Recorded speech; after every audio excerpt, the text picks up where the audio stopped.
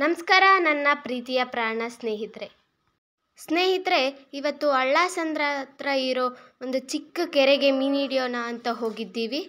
ನಾವು ನಮ್ಮ ಚಿಕ್ಕಪ್ಪ ನಮ್ಮ ತಂದೆಯರೆಲ್ಲ ಅಲ್ಲೋಗಿ ನೋಡ್ತೀವಿ. ಅಲ್ಲಲ್ಲೇ ಸ್ವಲ್ಪ ಗುಂಡಿಲ್ ನೀರಿತ್ತು.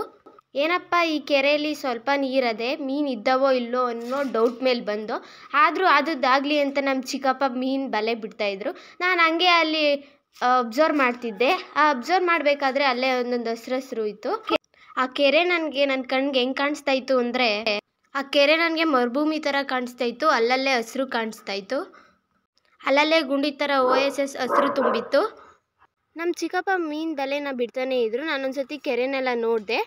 ನನಗೇನು ಅನಿಸ್ತಪ್ಪ ಅಂತಂದರೆ, ಈ ಕೆರೆಯಲ್ಲಿರೋ ಮಣ್ಣೆಲ್ಲ ಬಗ್ದು ಗುಂಡಿ ಮಾಡಿ ಮಳೆಗಾಲದಲ್ಲಿ ನೀರೆಲ್ಲ ಬಂದು ತುಂಬಿಕೊಂಡ್ರೆ ಬೇಸಿಗೆಗಾಲದಲ್ಲಿ ನಮಗೂ ಉಪಯೋಗ ಆಗುತ್ತೆ ಮತ್ತು ಅಂತರ್ಜಲ ಹೆಚ್ಚುತ್ತೆ.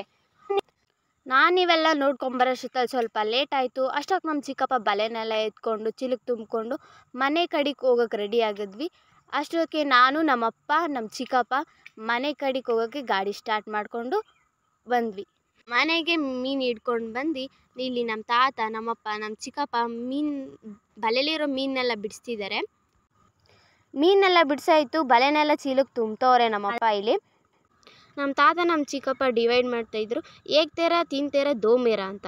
ನಮ್ಮ ಚಿಕ್ಕಪ್ಪ ಮತ್ತು ನಮ್ಮ ತಾತ 15 ಮೀನು ಹಂಚಿದ್ರು. ಏಕ್ ಮೇರ, ದೋ ಮೇರ, ತೀನ್ ತೇರ ಅಂತ. ಟೋಟಲ್ 30 ಮೀನು ಅವ್ರು ಹಂಚಾಯಿತು. ಅಷ್ಟೊತ್ತಿಗೆ ನಮ್ಮಪ್ಪ ಇನ್ನು ಬಲೆನ ಚೀಲಕ್ಕೆ ತುಂಬ್ತಾನೇ ಇದ್ದರು. ನಮ್ಮ ತಾತ ಬಲೆಗೆ ತುಂಬಿರೋ ಸೊತ್ತೆನೆಲ್ಲ ಒದರುತ್ತಾಯಿದ್ರು.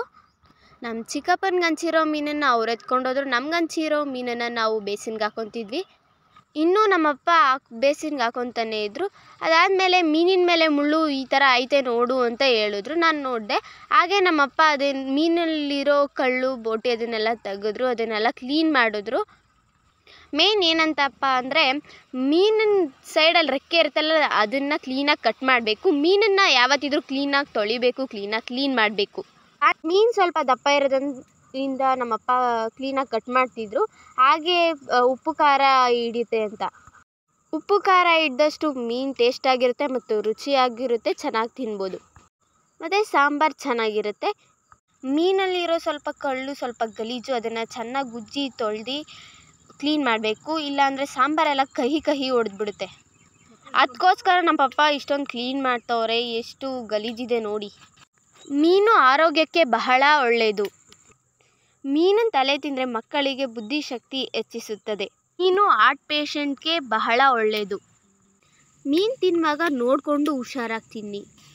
ಮೀನು ಸಾಂಬಾರು ಯಾವತ್ತು ಸಾಯಂಕಾಲ ಮಾಡಿ ಬೆಳಗ್ಗೆ ತಿಂದರೆ ಟೇಸ್ಟ್ ಚೆನ್ನಾಗಿರುತ್ತೆ. ಎಲ್ಲ ಕ್ಲೀನ್ ಮಾಡಿ ಕಟ್ ಮಾಡಾಯಿತು. ನಮ್ಮಪ್ಪ ಹಸಿಟ್ಟು ಹಾಕಿ ಚೆನ್ನಾಗಿ ತೊಳಿತು.